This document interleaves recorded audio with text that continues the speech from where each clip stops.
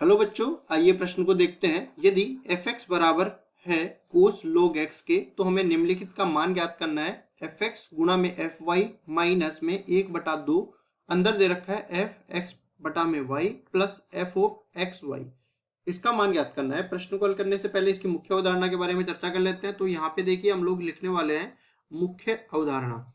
मुख्य अवधारणा में सबसे पहली चीज तो आप याद रखो कि किसी चर का मान बदलने पर फलन के मान पर क्या प्रभाव पड़ता है। तो यहाँ पे हम लोग लिखते हैं फलन के मान की चर के मान पर निर्भरता, चर के मान पर निर्भरता। तो यहाँ पे हम अपनी तरफ से कोई भी फलन मान लेते हैं। मान लो f(x) मैंने मान लिया कोई द्विघात फलन ax की घात 2 प्लस bx प्लस c के बराबर। अब यहाँ पे x की जगह मैंने y रख दिया, तो जहां जहां फलन में x दिख रहा है वहां पे y आ जाएगा। तो ये बनेगा ay की घात 2 प्लस by प्लस c के बराबर। अब देखो यहाँ पे लोग की बात करी गई है, तो लोग के कुछ गुणधर्म भी यहाँ पे लिख देते हैं। देखिए हम लोग जानते हैं कि लोग a बटा में b आ जाए तो इसको हम लोग लिख सकते हैं क्या, लोग a माइनस में लोग b। इसी तरह दूसरा गुणधर्म अपने पास है, लोग a गुणा में b आ जाए तो इसको हम लोग लिख सकते हैं लोग a प्लस लोग b। ध्यान रहे कि इन सब में आधार लोग का समान होना चाहिए। फिर इसमें देखो त्रिकोणमितीय फलन की बात करी गई है, तो यहाँ पे कुछ कोस a प्लस बी जैसा सूत्र बनने वाला होता है, तो उसको मान यहाँ पे लिख देते हैं। देखो अगर कोस a प्लस बी का सूत्र बन रहा है तो ये बराबर हो जाएगा कोस a गुणा में कोस b माइनस में साइन a गुणा में साइन b। अब इसी तरह हमारे पास ये जो कोस a प्लस बी है, कोस a माइनस बी आ जाए तो क्या करेंगे, देखिए ये बन जाएगा कोस a गुणा में कोस b, और यहाँ पे जो माइनस लिखा था उसकी जगह प्लस आ जाएगा और ये बन जाएगा साइन a गुणा में साइन b। अब इन सूत्रों का उपयोग करते हुए सवाल को हम लोग हल करते हैं। तो सबसे पहले तो फलनों को परिभाषित कर देते हैं। देखिए f(x) बराबर किसके दे रखा है, कोस log x के बराबर ये दे रखा है। फिर आगे हम लोग चलते हैं तो fy का मान निकालते हैं। तो जहाँ पे मैंने कहा था जहाँ पे x की जगह y बदल रहा है तो हर एक मान के लिए x में y रख देंगे, तो ये बनेगा इस तरीके से कोस log y। आधार इसका हम लोग कुछ भी मान के चलते हैं, मान लो इसका आधार e है। अब आधार का कहीं जरूरत नहीं पड़ने वाली है। फिर इसके बाद हम लोग f(x) बटा y का मान निकालते हैं। तो f(x) बटा y का मान जहाँ पे x दिख रहा है वहां पे x बटा y लिखेंगे, तो कोस log x बटा y यहाँ पे आ जाएगा। फिर आगे बढ़ते हैं तो हमें जरूरत पड़ेगी f(x, y) की भी, जो कि बराबर हो जाएगा कोस log, अब x की जगह आ जाएगा xy। तो देखिए ये पूरा इस तरह से आ गया।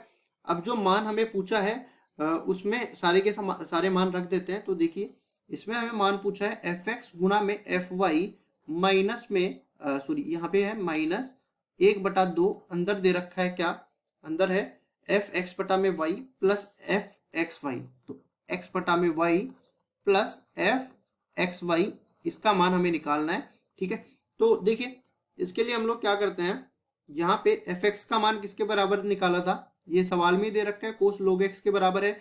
फिर हम लोग आगे बढ़ते हैं और fy का मान कोस log y के बराबर है, तो कोस log y लिख देते हैं यहाँ पे, माइनस में 1/2 तो है ही।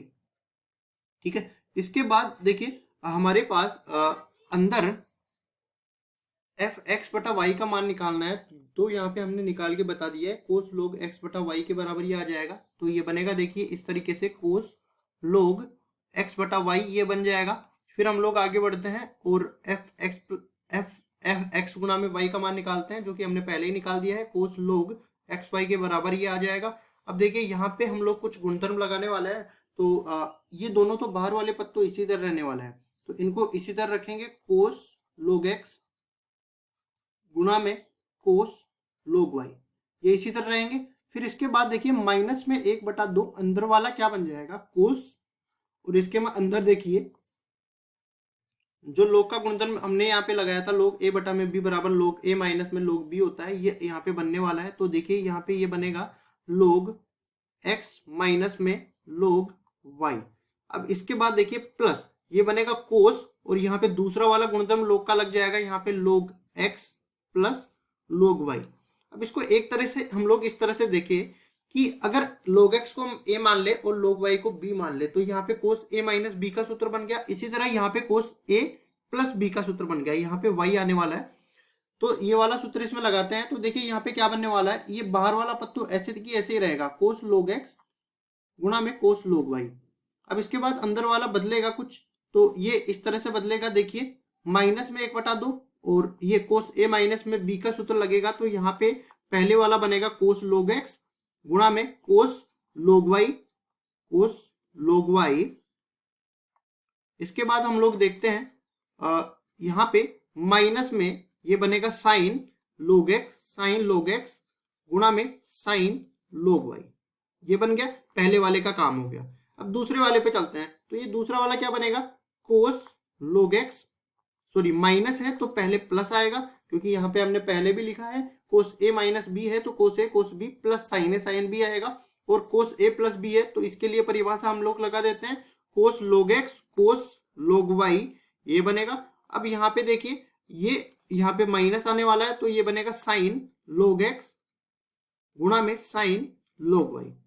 अब देखिए ये सारे जोड़ और बाकी में है, तो जो कट रहा है ना उसको काट देते हैं, तो यहाँ पे देखिए ये साइन log x गुणा में साइन log y है, ये आपस में कट जाएंगे इन दोनों से, और ये दोनों जो है जुड़ के, दोनों समान फलन है, जुड़ के ये दुगने हो जाएंगे। अब ये देखिए 2 से 2 कट जाएगा, तो यहाँ पे पहले तो हम लोग लिख देते हैं, देखिए ये इस तरह से बनने वाला है कोस log x गुणा में कोस log y।